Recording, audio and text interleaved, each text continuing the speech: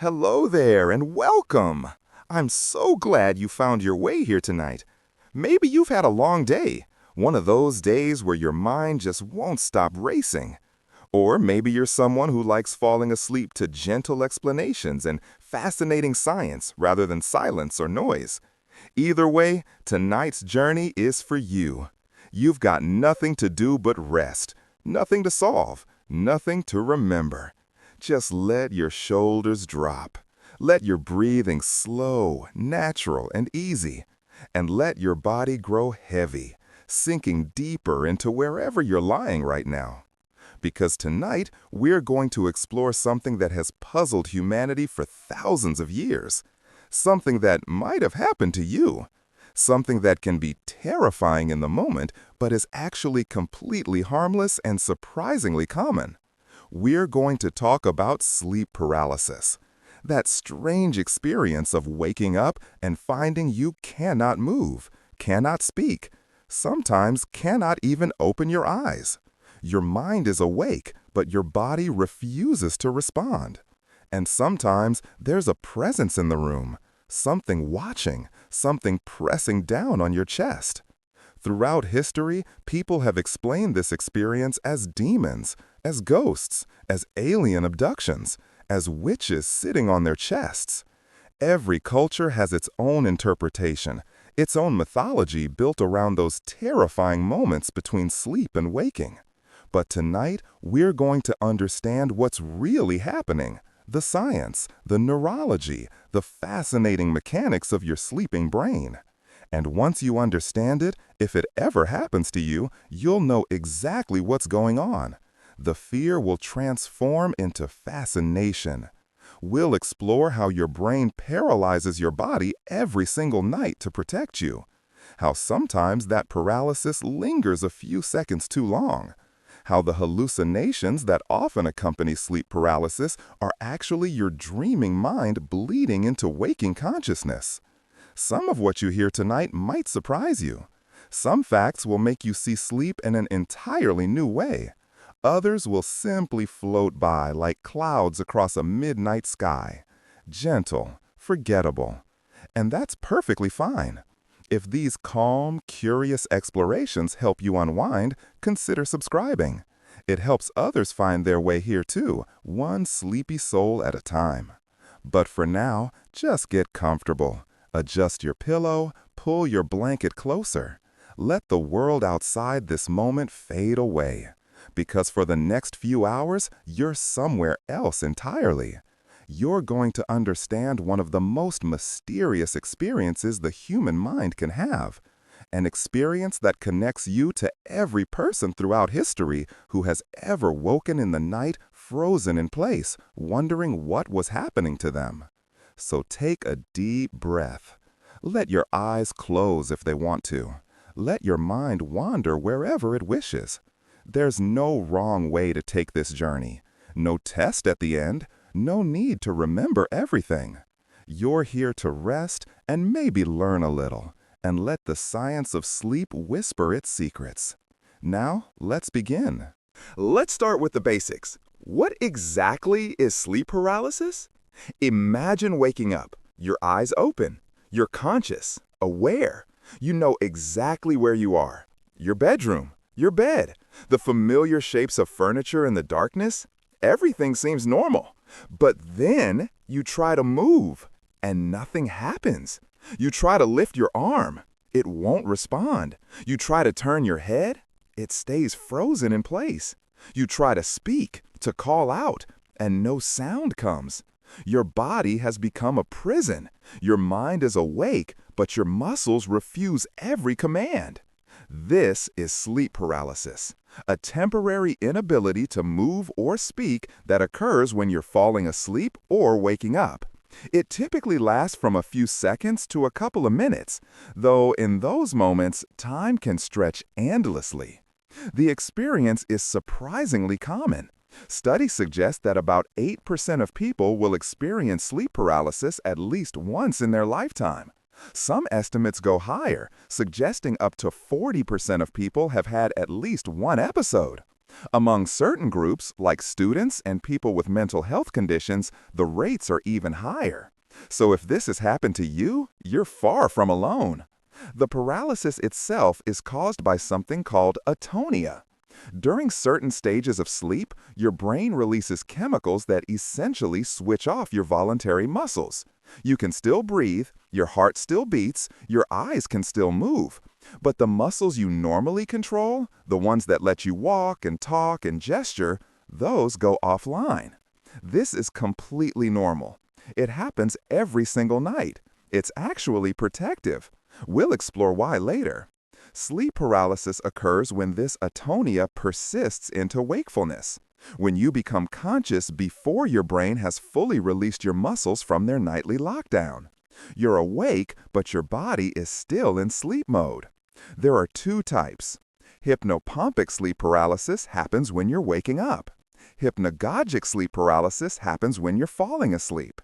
The waking variety is more common and typically more distressing because you're more alert, more aware of the paralysis, more likely to remember it vividly. The experience can be purely physical, just the paralysis, the inability to move. Uncomfortable, but not terrifying.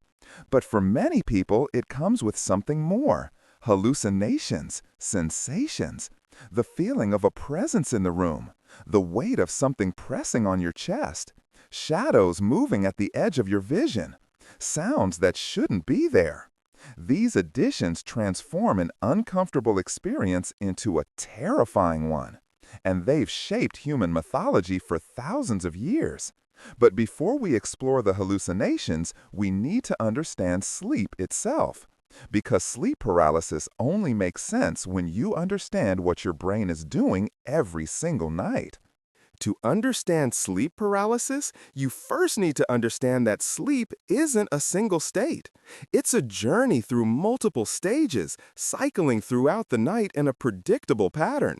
When you first close your eyes and begin drifting off, you enter stage 1, light sleep. You're barely under, easy to wake. Your muscles start to relax, your heart rate begins to slow, brain waves start shifting from the fast, alert patterns of waking to something slower and more rhythmic. This stage lasts only a few minutes. Then you sink deeper.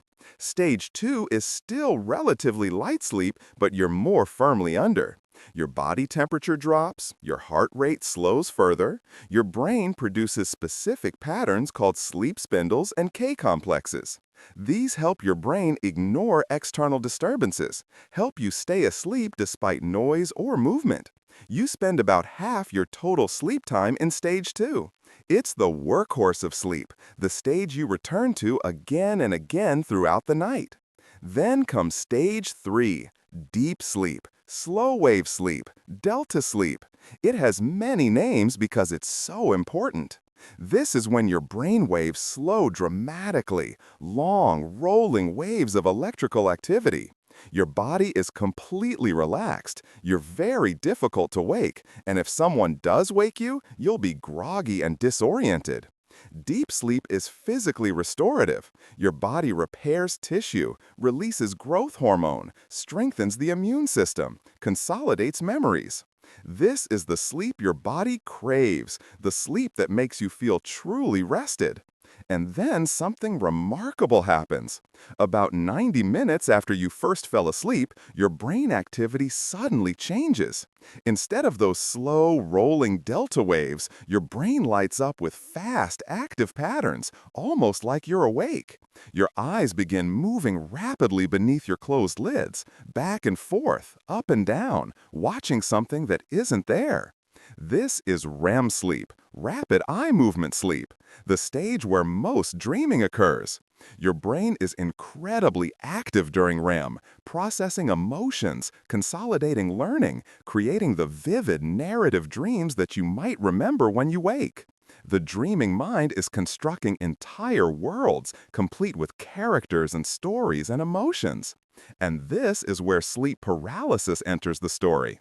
Because during REM sleep, while your brain is dreaming, your body is paralyzed, completely, intentionally. Your brain has switched off your voluntary muscles to prevent you from acting out your dreams. Every single night while you dream, your brain paralyzes your body? This isn't a malfunction, it's a feature, a protective mechanism that has evolved over millions of years. Think about what happens during dreams. You run, you fly, you fight, you climb. Your dreaming mind is experiencing vivid physical actions. Your brain is sending motor commands just like it would if you were actually performing these actions while awake. But imagine if those commands reached your muscles. You'd be thrashing in bed, running in place, swinging your arms at imaginary threats. You could hurt yourself, hurt a sleeping partner, fall out of bed, walk into walls. The dreaming mind, disconnected from reality, would drive your body into danger. So your brain has a solution. During REM sleep, neurons in your brainstem release neurotransmitters that inhibit your motor neurons. Glycine and GABA flood the spinal cord, essentially cutting the connection between your brain's commands and your muscles' responses. Your muscles go limp, atonic, unable to respond to the dream-driven commands your brain is still sending. This is REM Atonia, and it's happening to you right now if you're drifting towards sleep while listening to this. Not all muscles are affected. The diaphragm keeps working so you can breathe. Your heart keeps beating.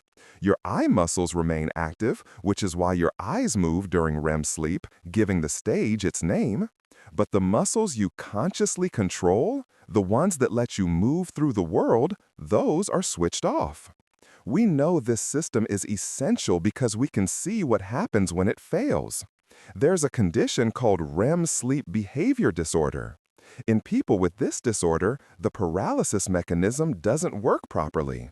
They act out their dreams, they punch, they kick, they run. They've been known to injure themselves and their bed partners. Some have even committed violence while asleep with no memory of it upon waking. This shows how important REM atonia is, how necessary it is for safe sleep. But the system isn't perfect. Sometimes the timing goes wrong. Sometimes you wake up before the paralysis has fully released. Your consciousness returns, but the neurochemical signal that unlocks your muscles hasn't arrived yet. You're awake, you're aware, but your body is still in REM mode, still paralyzed. This mismatch, this glitch in the usually seamless transition between sleep and waking, is sleep paralysis. Your brain has woken up, your body hasn't caught up yet. And sometimes, pieces of the dream world come with you. Section 1.5, The Hallucinations, When Dreams Bleed into Waking. 500 words. The paralysis alone would be disturbing enough, but for many people, sleep paralysis comes with something more.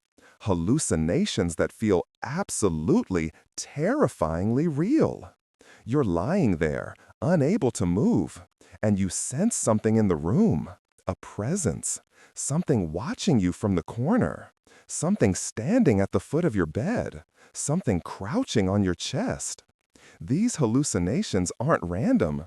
They fall into three main categories that researchers have identified across cultures and throughout history. The first is the intruder, a sense that someone or something is in the room with you.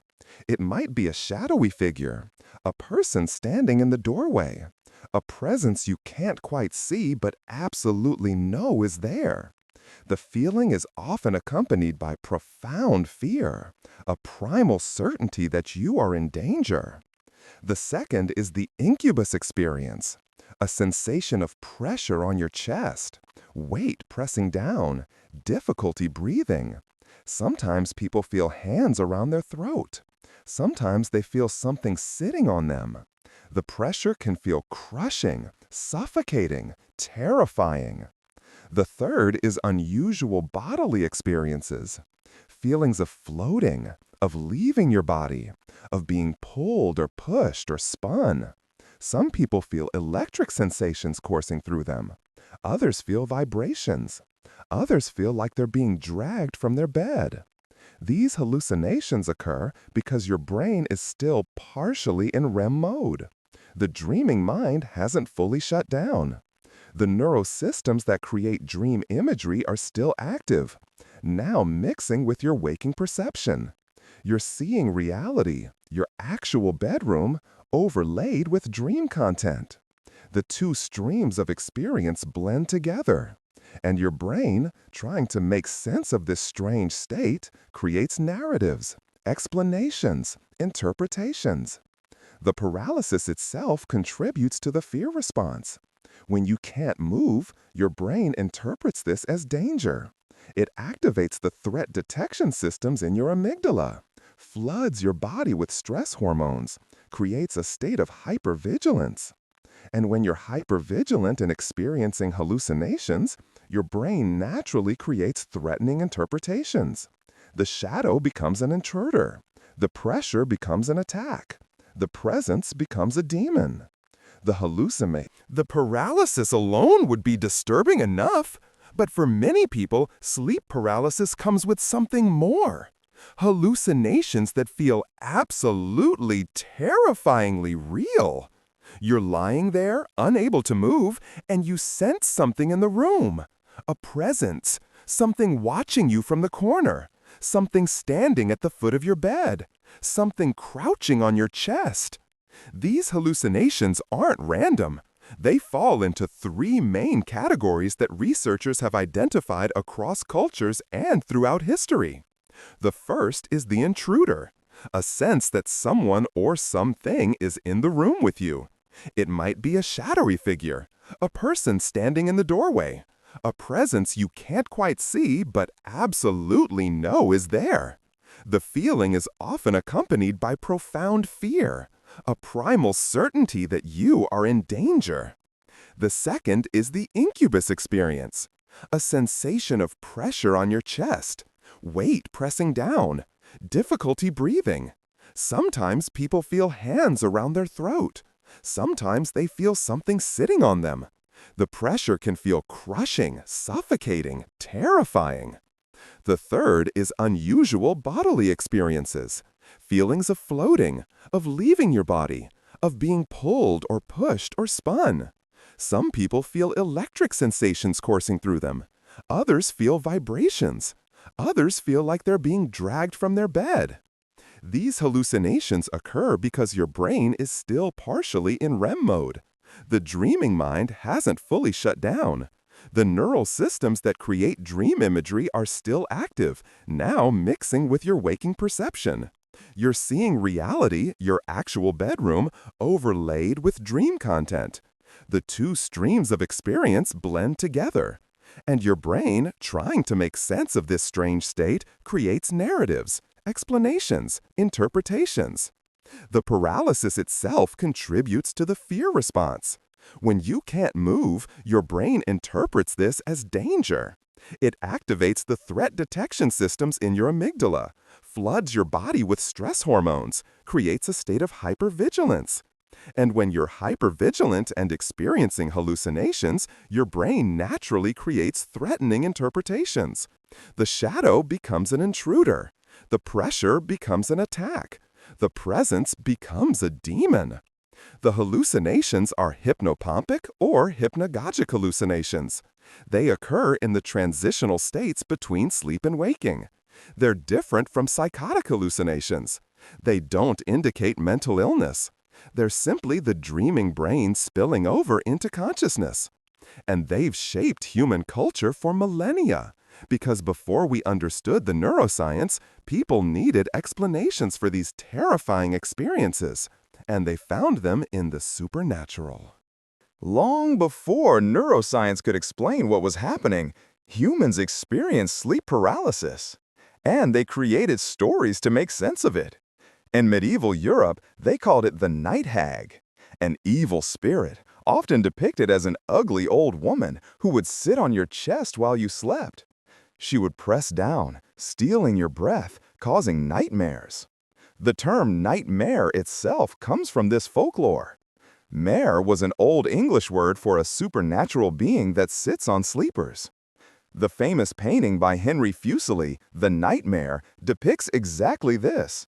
A sleeping woman sprawled on a bed, a demonic creature crouching on her chest, a ghostly horse's head emerging from dark curtains. It was painted in 1781, and it remains one of the most accurate artistic depictions of sleep paralysis ever created. In Newfoundland, they called it the Old Hag. Same concept, a witch who would visit at night and hold you down. In Japan, it's kanashibari, bound by metal, the sensation of being held down by invisible restraints.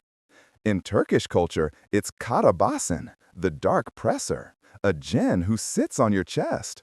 In Thai folklore, it's fiam, a ghost that sits on sleepers. In Chinese tradition, it's gui ya chuang, ghost pressing on bed. Every culture, on every continent, throughout all of recorded history, has its own interpretation. Different names, different entities, but the same core experience: paralysis, pressure, presence, fear. The universality of these experiences tells us something important. Sleep paralysis isn't modern, isn't caused by screen time or stress or processed food. It's been with humanity as long as humanity has existed. A quirk of our neurology that every generation has had to confront and explain. Some researchers believe that many supernatural beliefs originated from sleep paralysis. The incubus and succubus demons that visited sleeping people, the vampire who paralyzed its victims, the aliens who abducted people from their beds, the shadow people who lurk in corners. When you look at alien abduction accounts, the similarities to sleep paralysis are striking. Waking paralyzed, shadowy figures in the room, being unable to move or scream, feeling examined or touched, floating sensations. These experiences match the hallucination categories of sleep paralysis almost perfectly. This doesn't mean every supernatural experience is sleep paralysis, but it means that many throughout history likely were. Real experiences, genuinely terrifying, interpreted through the cultural framework available. Understanding this history helps us see sleep paralysis in a new light, not as something abnormal or shameful, but as a deeply human experience, one that connects us across time and culture, one that has shaped our myths and legends and fears for thousands of years. Sleep paralysis can happen to anyone, but certain factors make it more likely. Sleep deprivation is one of the biggest triggers. When you don't get enough sleep, your brain becomes desperate for REM. It will dive into REM faster and stay there longer. And the transitions between REM and waking become messier, less coordinated, more prone to the mismatch that causes sleep paralysis. Irregular sleep schedules also increase risk. Shift workers, students pulling all-nighters, anyone whose sleep timing varies dramatically. The brain likes predictability. It prepares for sleep based on patterns. When those patterns are disrupted, the timing of REM atonia can go wrong. Sleeping on your back seems to trigger episodes more frequently. No one is entirely sure why. It may be related to breathing. When you're on your back, your airway is more likely to be partially obstructed. This can cause microarousals, brief awakenings that might catch you still paralyzed. Stress and anxiety are strongly correlated with sleep paralysis. The mechanism isn't fully understood, but it makes sense. Stress disrupts sleep, creates fragmented sleep architecture, makes transitions between sleep stages less smooth. Certain mental health conditions are associated with higher rates: depression, anxiety disorders, post-traumatic stress disorder. This doesn't mean sleep paralysis causes these conditions or that these conditions cause sleep paralysis, but they often travel together. There's also a genetic component. Sleep paralysis runs in families. If your parents or siblings have experienced it, you're more likely to as well. Certain genes related to sleep regulation may play a role. Narcolepsy, a sleep disorder characterized by excessive daytime sleepiness and sudden sleep attacks, is strongly associated with sleep paralysis.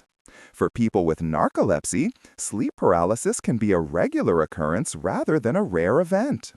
Age matters too. Sleep paralysis is most common in teenagers and young adults. It typically decreases with age. First episodes often occur during adolescence, when sleep patterns are naturally disrupted by hormonal changes. Certain substances can increase likelihood. Alcohol disrupts REM sleep and can cause REM rebound, where your brain tries to catch up on missed REM. Some medications affect sleep architecture. Even caffeine, by fragmenting sleep, might play a role. For most people, sleep paralysis is occasional, a few times in a lifetime, maybe a handful of episodes. Disturbing when they happen, but rare enough to almost forget between occurrences. For others, it's recurrent, happening weekly, sometimes nightly. These frequent experiencers often develop anxiety about sleep itself, which can create a vicious cycle. Fear of sleep paralysis disrupts sleep, which makes sleep paralysis more likely. Let's look more closely at what's happening in your brain during a sleep paralysis episode. The neuroscience is fascinating. During normal REM sleep, your brainstem sends signals that inhibit motor neurons. Specifically, neurons in the pons and medulla release glycine and GABA, neurotransmitters that hyperpolarize motor neurons in your spinal cord. This makes them much harder to activate. Your brain can send movement commands, but they don't get through. When you wake normally from REM, there's a coordinated process. The arousal systems in your brain activate. Your prefrontal cortex comes online. And simultaneously, the inhibitory signals to your motor neurons are released. You wake up and you can move. During sleep paralysis, this coordination fails. You become conscious before the motor inhibition is lifted. Your awareness returns. Your prefrontal cortex activates. You know where you are. You know you're awake. But the glycine and GABA are still keeping your muscles locked down. At the same time, other brain regions are in a mixed state. The limbic system, particularly the amygdala, remains highly active. This is the brain's fear center. During REM, it's involved in processing emotional memories and creating the emotional content of dreams. During sleep paralysis, it's still firing, generating intense fear even without an actual threat. The visual cortex is also in a mixed state. During REM, it's generating the visual content of dreams. During sleep paralysis, it's receiving real input from your eyes, but also still creating dreamlike imagery. The result is that overlay effect, real bedroom plus dream imagery, the hallucinations that seem to be actually present in your room. Brain imaging studies have shown that during sleep paralysis, there's unusual activity in the temporoparietal junction. This region is involved in body ownership and spatial awareness. Disruption here might explain the floating sensations, out-of-body experiences, and feelings of being moved or touched that many people report. The experience of a presence, that certainty that someone is in the room, may involve the brain's mechanisms for detecting social agents. We're wired to detect other minds, to sense when we're being watched. These systems can fire inappropriately during the mixed brain state of sleep paralysis. The pressure on the chest likely relates to breathing changes. REM sleep involves shallow, irregular breathing. If you become aware during this state, you might notice you're not breathing as deeply as you would while fully awake. Your brain interprets this as difficulty breathing, as something pressing down, as suffocation. All of this typically resolves within seconds to minutes. The inhibitory neurotransmitters clear. The motor neurons become responsive again. The dream-generating systems fully shut down. You can move. The hallucinations fade. Reality reasserts itself. But those seconds or minutes can feel like an eternity. Even though sleep paralysis is harmless, even though it always ends, the experience is often genuinely terrifying. Why does something so brief and benign feel so awful? First, there's the fundamental horror of losing control over your own body. We take motor control for granted. We think and our bodies respond. The disconnect between intention and action during sleep paralysis is deeply disturbing. You want to move, you need to move, and you can't. Your body has betrayed you. This triggers primal fear circuits. Throughout human evolution, being unable to move meant death. You couldn't flee from predators, couldn't defend yourself from attackers, couldn't escape danger. Your brain is programmed to interpret paralysis as life-threatening, and it responds accordingly. The timing makes it worse. Sleep paralysis typically happens when you're alone, in the dark, in the middle of the night. These conditions are already associated with vulnerability and danger. Waking paralyzed in darkness amplifies the fear exponentially. Then add the hallucinations. Your brain is generating threatening imagery and presenting it as real. An intruder in your room, a presence watching you, weight on your chest. These aren't abstract fears, they're perceived realities. You're not imagining danger, you're experiencing it. The amygdala is hijacking your experience. This brain structure evolved to detect threats and trigger appropriate responses. During sleep paralysis, it's firing intensely, flooding your brain with fear signals, and you can't do anything about it. You can't fight, you can't flee, you're trapped in fear with no outlet. The inability to scream adds another layer of horror. In nightmares, people often try to scream and can't. During sleep paralysis, this is literal. You're awake, but your voice won't work. You can't call for help, can't alert anyone. You're completely alone in your terror. Time distortion makes it feel longer than it is. When you're in a state of high fear, your brain processes experiences differently. Seconds stretch into what feels like minutes. Minutes feel like hours. A 30-second episode can feel like it lasted an eternity. And because you're conscious, you remember it. Dreams can be terrifying, but most fade quickly upon waking. Sleep paralysis experiences are laid down in memory like waking events. They stay with you. You can recall them in vivid detail years later. For some people, the fear becomes anticipatory. They become afraid of falling asleep because they're afraid of sleep paralysis. This creates a terrible cycle. The anxiety disrupts sleep, which increases the likelihood of more episodes, which increases the anxiety. Understanding why it's so frightening doesn't make it less frightening in the moment, but it can help afterward. Knowing the fear is being manufactured by your brain, that there's no actual danger, can help you process and recover from episodes. If you experience sleep paralysis, there are techniques that can help you break out of it faster, or at least make the experience more bearable. The most important first step is recognizing what's happening. If you know about sleep paralysis, if you understand the neuroscience, you can identify it when it occurs. Instead of thinking you're being attacked or dying, you can think, this is sleep paralysis. It will end. I'm safe. This reframing doesn't eliminate the fear, but it can reduce it. It moves you from primal terror to something more manageable. Uncomfortable, but understandable. Focus on breathing. Your diaphragm isn't paralyzed. You can still breathe, even if it feels difficult. Consciously trying to take slow, deep breaths can help calm your nervous system. It gives you something to focus on, something you can control. Try to move small body parts. While your large muscle groups are locked, small movements might still be possible. Try wiggling a finger, a toe, the corner of your mouth. These small movements can sometimes break the paralysis, signaling to your brain that it's time to release the motor neurons. Your eyes are not paralyzed. Try moving your eyes rapidly, looking left and right, up and down.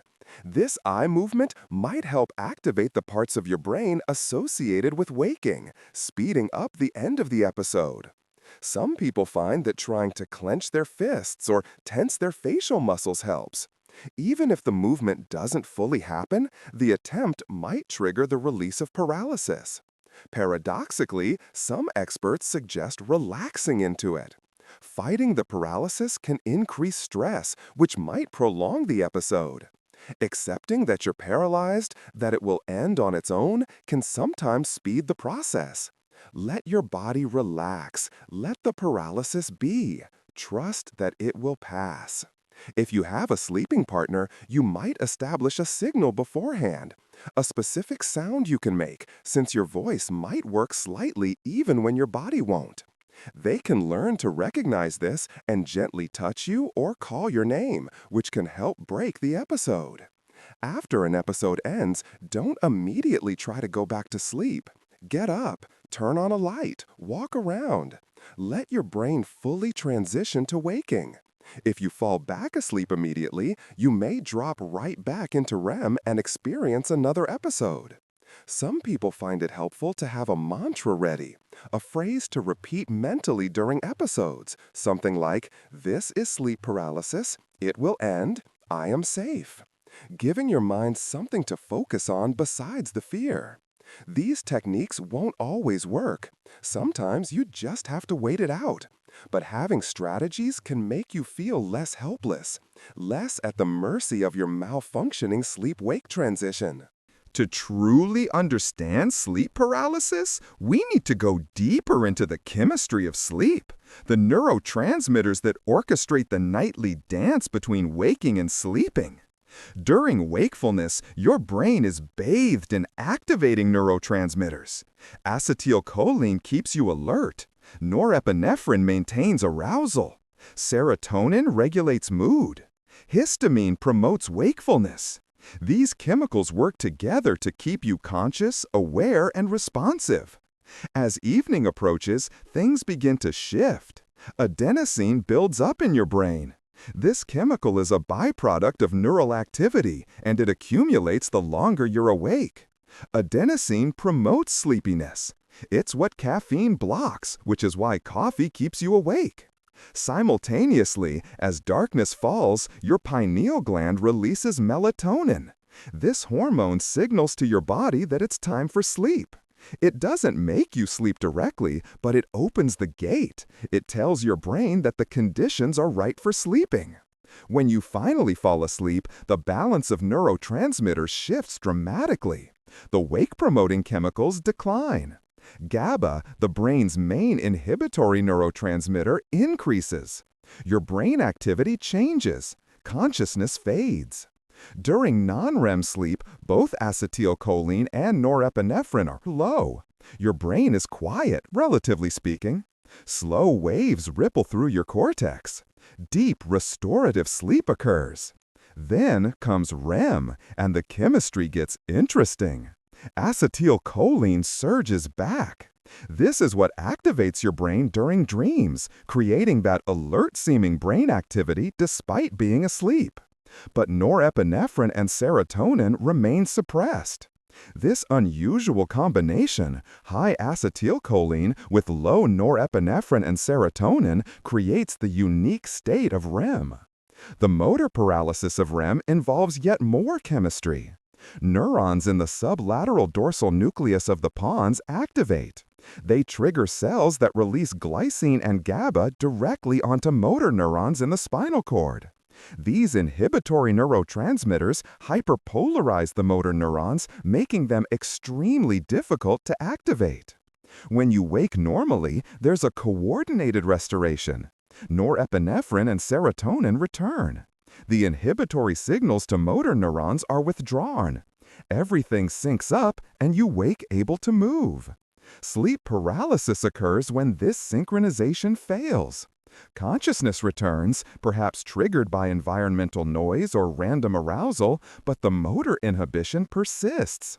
You're awake in a brain that's still chemically configured for REM. It's a timing problem, a coordination failure. The different systems of sleep are supposed to transition together, but sometimes they don't, and you're caught in between. Your sleep isn't a single, continuous state. It's a repeating cycle that changes throughout the night, with each cycle lasting about 90 minutes. In the first cycle of the night, you spend most of the time in deep, slow-wave sleep. REM sleep is brief, maybe just 5 or 10 minutes. Your body prioritizes physical restoration first. But as the night progresses, the balance shifts. In the second cycle, you get more deep sleep than REM, but less than in the first cycle. By the third and fourth cycles, deep sleep becomes minimal. REM sleep becomes longer and more intense. By the early morning hours, if you're getting a full night's sleep, you might spend 30 to 40 minutes in REM during each cycle. Long periods of vivid dreaming. Long periods of paralysis. This is why sleep paralysis is more common in the morning. The final cycles before waking are REM heavy. You're spending more time paralyzed. And morning light, noise, and other factors make you more likely to partially wake during these periods. It's also why sleeping in on weekends might trigger episodes. If you usually wake at 7 but sleep until 10, those extra hours are almost entirely REM sleep. More opportunities for the paralysis to catch you conscious. Throughout the night, brief awakenings occur naturally, microarousals that last just seconds. Usually, you don't remember them. Your brain checks the environment, confirms everything is safe, and you return to sleep seamlessly. But during REM-heavy periods, these microarousals become risky. Wake just slightly too much, and you might find yourself conscious while still paralyzed. The architecture of sleep is precisely timed by your circadian rhythm and homeostatic sleep drive. Your circadian rhythm is your internal clock, influenced by light and darkness. It determines when you feel sleepy and when you feel alert. Your homeostatic sleep drive is the pressure to sleep that builds the longer you're awake. These two systems work together to create your sleep pattern, but they can be disrupted. Jet lag throws off your circadian rhythm. Sleep deprivation increases homeostatic drive while your circadian rhythm remains unchanged. These mismatches can create unusual sleep patterns and increase the likelihood of sleep paralysis. Understanding sleep cycles helps explain why certain times and situations make sleep paralysis more likely. It's not random, it follows the logic of sleep architecture. And knowing this can help you identify your own risk factors. Why do we have REM sleep at all? Why does the brain need to paralyze the body and create vivid dreams? What evolutionary advantage could this strange state provide? These questions have fascinated scientists for decades, and the answers reveal how essential REM sleep is to our survival. One leading theory is emotional regulation. During REM sleep, your brain processes emotional experiences from the day. It reactivates memories with strong emotional content, but in a brain state where norepinephrine is suppressed. This creates a unique condition where you can experience emotional memories without the full stress response. It's like emotional therapy. Your brain is working through feelings, processing difficult experiences, integrating them into your narrative understanding of your life. People who are deprived of REM sleep show increased emotional reactivity. They struggle more with emotional regulation. Their amygdala becomes hyperactive. REM sleep also appears crucial for certain types of learning.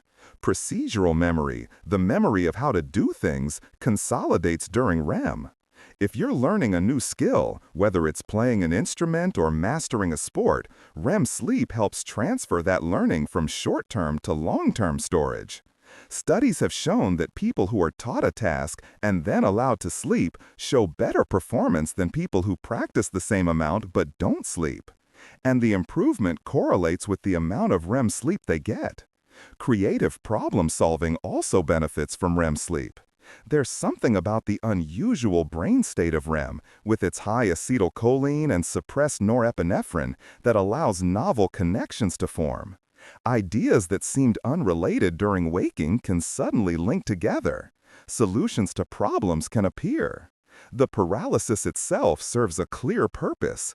It prevents dream enactment. But it may also serve to conserve energy.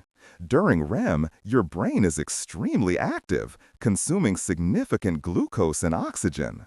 Having your muscles offline reduces total energy expenditure during this metabolically expensive state. Some researchers suggest REM sleep is when the brain performs maintenance, clearing metabolic waste, pruning unnecessary neural connections, strengthening important ones. The paralysis might be necessary to keep the body still during these delicate processes. From an evolutionary perspective, REM sleep must be valuable. It's found across mammals and birds. Animals put themselves in a vulnerable state every night, paralyzed and immersed in internal experiences, unable to respond quickly to threats. This vulnerability would only persist if the benefits outweighed the costs, and they clearly do.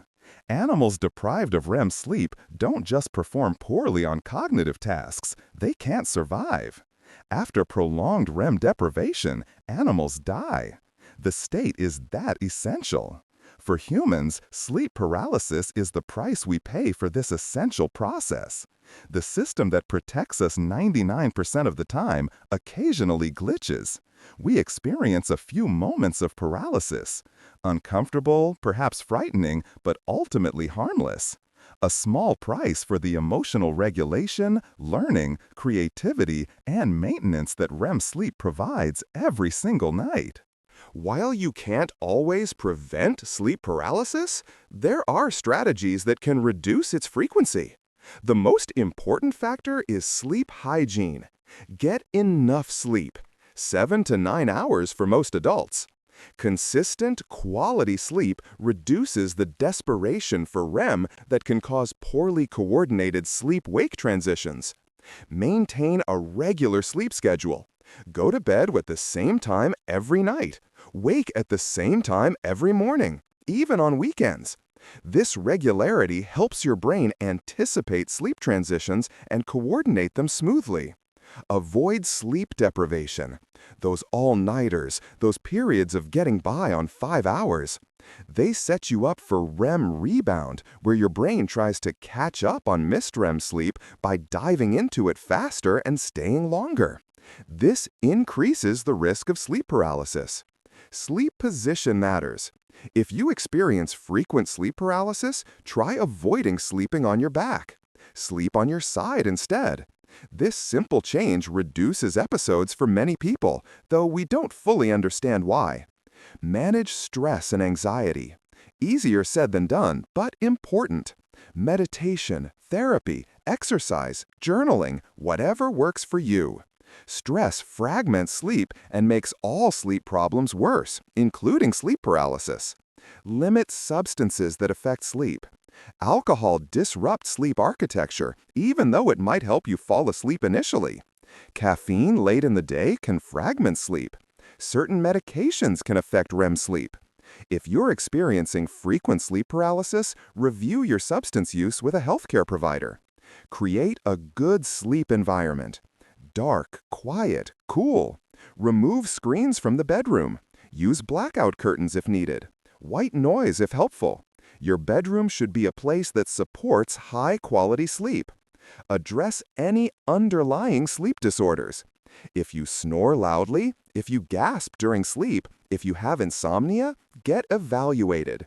Sleep apnea, narcolepsy, and other disorders increase the risk of sleep paralysis. Treating the underlying condition can resolve the paralysis. Avoid napping late in the day. Naps can disrupt your nighttime sleep architecture. If you must nap, do it in the early afternoon and keep it short, 20 minutes maximum. Exercise regularly, but not right before bed. Exercise improves sleep quality overall, but exercising too close to bedtime can make it harder to fall asleep and can fragment sleep. These strategies won't eliminate sleep paralysis entirely for everyone, but they can reduce frequency significantly for many people. And even if episodes still occur, you'll be better equipped to handle them. For most people, sleep paralysis is an occasional, harmless phenomenon. But sometimes it warrants medical attention. If you're experiencing sleep paralysis frequently, multiple times per week or even nightly, talk to a doctor. This frequency suggests something more than random bad luck. There might be an underlying sleep disorder that needs treatment. Narcolepsy is the most important condition to rule out. People with narcolepsy experience excessive daytime sleepiness, sudden sleep attacks, and often frequent sleep paralysis. They may also have cataplexy, sudden muscle weakness triggered by strong emotions. Narcolepsy requires specific treatment, and getting diagnosed can dramatically improve quality of life. Sleep apnea can also contribute to sleep paralysis. If you snore heavily, if you wake gasping for air, if you feel tired despite spending adequate time in bed, get evaluated. For sleep apnea, treatment with CPAP or other interventions can improve sleep quality and reduce sleep paralysis episodes. If anxiety about sleep paralysis is affecting your daily life, that's another reason to seek help. If you're avoiding sleep because you're afraid of paralysis, if you're developing insomnia because of worry, if the episodes are causing significant distress that persists, therapy can help. Cognitive behavioral therapy for insomnia, or CBTI, is particularly effective. It helps address anxiety around sleep and improves sleep quality, which can reduce both the frequency and distress of sleep paralysis. Some people benefit from medication. In cases of frequent, distressing sleep paralysis, certain antidepressants that suppress REM sleep can be prescribed. These aren't for everyone, and they come with side effects, but for people with severe recurrent episodes, they can provide relief. If sleep paralysis is accompanied by other concerning symptoms, definitely consult a doctor. Symptoms like severe headaches, neurological changes, or dramatic mood shifts warrant evaluation to rule out other conditions. Keep a sleep diary if you're considering seeking help. Record when you go to bed, when you wake, how long you think you slept, any awakenings, any sleep paralysis episodes, and any factors that might be relevant, like stress, caffeine, or alcohol. This information helps healthcare providers identify patterns and potential causes. Most doctors are familiar with sleep paralysis and can provide reassurance, information, and guidance. But if your primary care doctor isn't knowledgeable about sleep disorders, ask for a referral to a sleep specialist. These are physicians specifically trained in diagnosing and treating sleep problems. A sleep study or polysomnography might be recommended. This involves sleeping in a lab while connected to equipment that monitors brain waves, eye movements, muscle activity, heart rate, and breathing. It can identify sleep apnea, narcolepsy, and other disorders. Remember that sleep paralysis itself isn't dangerous, but it can be a symptom of something that needs treatment.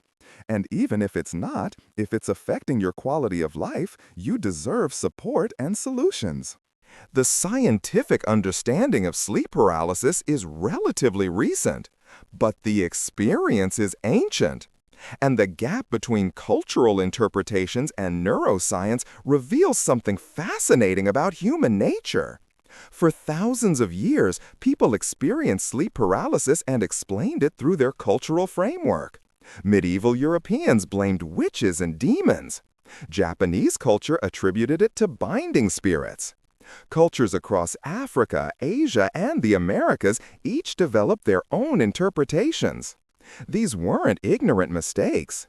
They were reasonable explanations based on available information. The experiences were real. The terror was genuine. And in the absence of neuroscience, supernatural explanations made sense. What's remarkable is how consistent the core elements are across cultures. The sense of presence, the pressure on the chest, the inability to move or speak.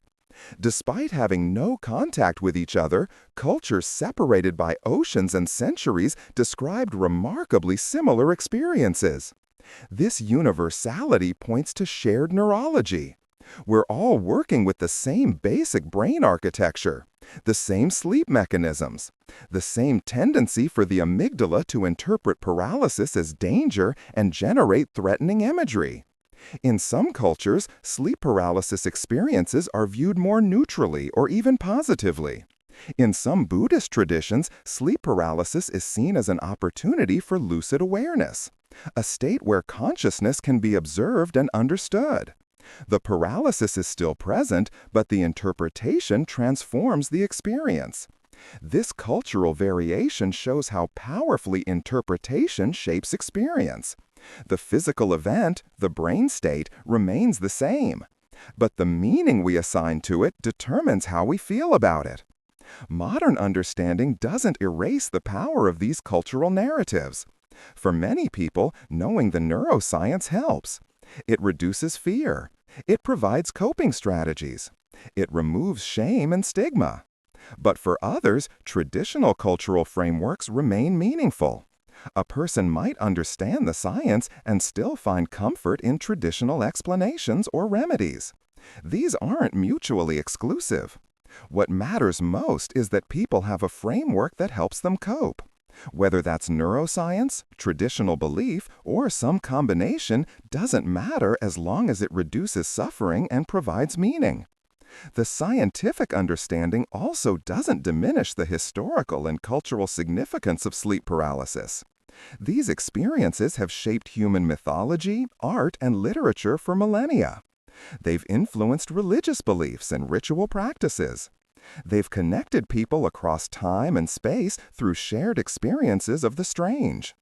Today, in our interconnected world, people share sleep paralysis experiences online. They find others who've had similar episodes. They compare notes. They support each other. In this way, the Internet has created a new kind of cultural response, one that combines scientific understanding with communal support. The conversation around sleep paralysis has evolved from purely supernatural to purely neurological to something richer, a recognition that it's a neurological phenomenon with profound subjective and cultural dimensions. Both the science and the human experience matter. As we begin to wind down, let's reflect on what you now know about sleep paralysis. You know it's a temporary state where you're conscious but can't move, a timing glitch in the normally seamless transition between sleep and waking. You know the paralysis comes from REM atonia, the protective mechanism that keeps you from acting out your dreams. A system that's essential for safe sleep, but occasionally persists a few seconds too long. You know the hallucinations are dream content bleeding into consciousness. Your brain, still partially in REM mode, generating imagery that overlays your real perception. You know why it's frightening. The loss of control, the hyperactive threat detection, the amygdala hijacking your experience. The vulnerability of paralysis interpreted as danger. You know the history, the night hag, the old women of folklore, the demons and ghosts and aliens that cultures have created to explain these terrifying experiences. You know the history, sleep deprivation, irregular schedules, sleeping on your back, stress, certain medical conditions, things you can sometimes control and sometimes can't. You know coping strategies, recognizing what's happening, focusing on breathing, trying small movements, relaxing into the experience, having a plan for when it ends. You know it's common. Millions of people have experienced it. You're not alone. You're not crazy. You're just human with a human brain that occasionally glitches. You know it's not dangerous. It always ends. It causes no physical harm. The terror is real, but the threat is not. This knowledge is powerful. The next time sleep paralysis happens to you, if it ever does, you'll be prepared. You'll know what's happening. You'll have strategies. And you'll recover faster because understanding reduces fear.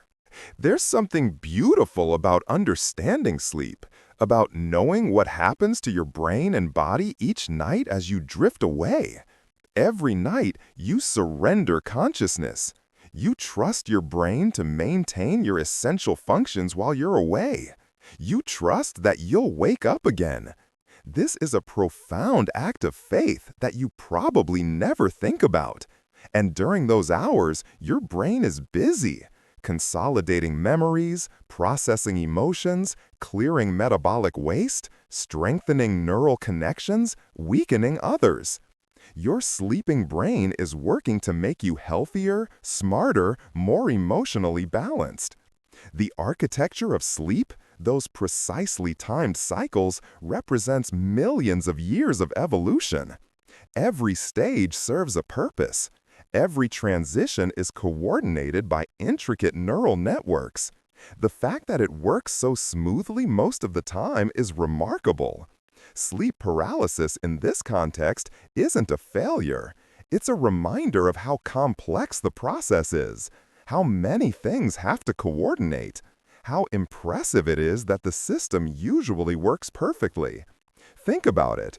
Your brain has to transition from waking to sleeping multiple times per night. It has to move through different stages. It has to paralyze your body during REM and release it during waking. It has to do this while remaining responsive to danger, while maintaining breathing and heartbeat, while regulating body temperature.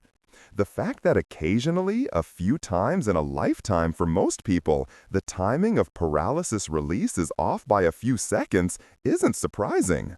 What's surprising is that it doesn't happen more often. Understanding this helps cultivate appreciation for your sleeping brain. It's not trying to scare you. It's not malfunctioning in any serious way. It's managing an incredibly complex process and doing it remarkably well. The hallucinations, too, reveal something beautiful.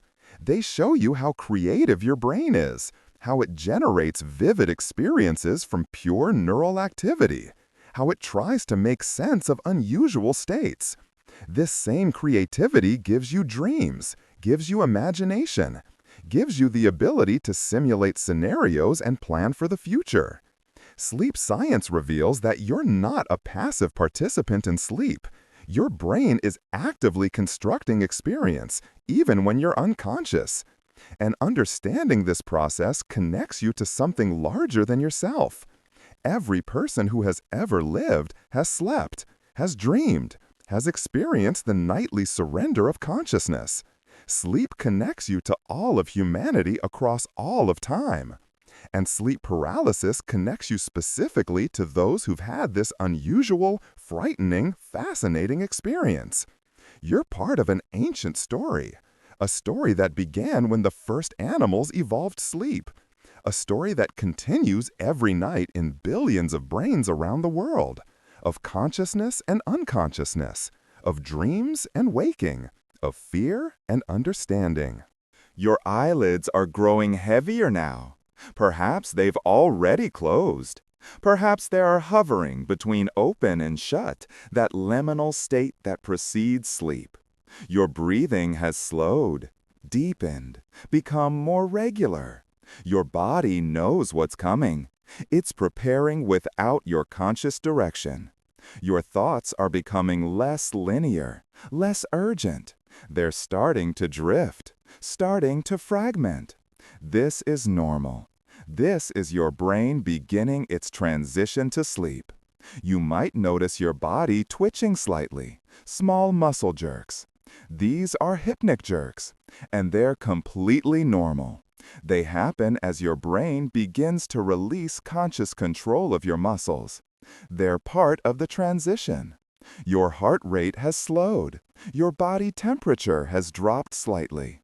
These changes have been happening gradually over the past hour or more. Your circadian rhythm has been preparing you for sleep. Adenosine has built up in your brain throughout the day. Now it's exerting its pressure, making you sleepy, making consciousness harder to maintain. This is natural. This is your brain telling you it's time to rest. You're safe. Your bedroom is secure. Your body will continue to breathe, to maintain your heartbeat, to regulate your temperature, all without your conscious input. You can let go. Let your mind wander. Don't try to follow any particular train of thought. Don't try to stay alert. Just let yourself drift. If thoughts come, let them pass like clouds. If images appear, let them float by without grasping them. You might feel yourself sinking.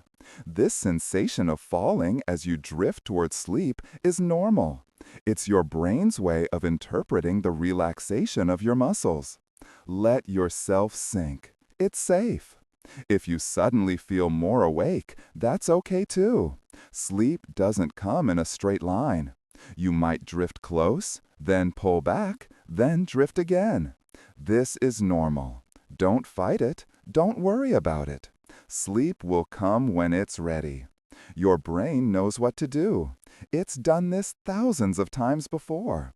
It will guide you through the stages of sleep. It will paralyze your body when needed and release it when appropriate. It will create dreams and then let them fade. It will work all night to restore and consolidate and process. You don't have to do anything. You don't have to make it happen.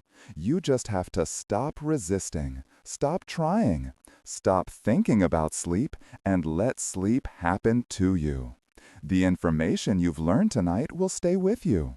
Even if you don't consciously remember every detail, your brain has encoded the important parts. If you ever experience sleep paralysis, you'll have this knowledge available. It will help you feel less afraid. But for now, let it all go. Let the science fade. Let the explanations dissolve. Let yourself sink into the simple, ancient act of falling asleep. Trust your brain. Trust your body. Trust the process that has kept humans sleeping safely for hundreds of thousands of years. Let go. And so we come to the end of our exploration. The science of sleep paralysis. The history of night visitors. The neuroscience of dreaming. The philosophy of consciousness. All winding down now to a simple conclusion. Sleep is waiting for you. It's been patient while we talked, while we learned, while we wandered through brain chemistry and medieval folklore and the strange experiences that connect us across time. Your body is ready. Feel how heavy it has become, how your muscles have relaxed, how your breathing has slowed without you even trying. Your body knows what to do. It's already preparing. Your mind is ready too. Perhaps a bit sleepier than when we started. Perhaps thoughts are becoming less sharp, less urgent, more dreamlike already. That's perfect. That's exactly right. If you experience sleep paralysis tonight or any night, remember what you learned. It's just a timing glitch. It's just dream content overlapping with waking. It's just your protective systems working slightly out of sync. It's not dangerous. It will end. You're safe. But tonight, you probably won't experience it. Most nights pass without incident. Most sleep is unremarkable, quiet, restorative, forgotten upon waking. That's the most likely scenario. Whatever happens tonight, you're prepared. Whatever your brain does while you're away, it's been doing it successfully your whole life. Whatever dreams come, they're just your mind processing and creating and playing. Nothing to fear, everything to accept. The night stretches ahead of you now. Hours of rest, hours of restoration, hours when you don't have to do anything at all. Just let go. Just drift. Just sleep. Thank you for spending this time with me. Thank you for your curiosity. Thank you for your attention. Thank you for being here in this moment as sleep approaches. I hope your sleep is deep and peaceful. I hope your dreams, if you remember them, are interesting rather than frightening. I hope you wake tomorrow feeling rested and ready for whatever comes. The night is not your enemy. Sleep is not something to fear. Your brain, for all its glitches, is working for you, protecting you, processing for you, creating for you. Trust it. Let it do its work. Good night, friend. Sleep well. Dream interestingly, and wake renewed. The science of sleep paralysis has been explained. The mystery has been illuminated. And now, only rest remains. Good night.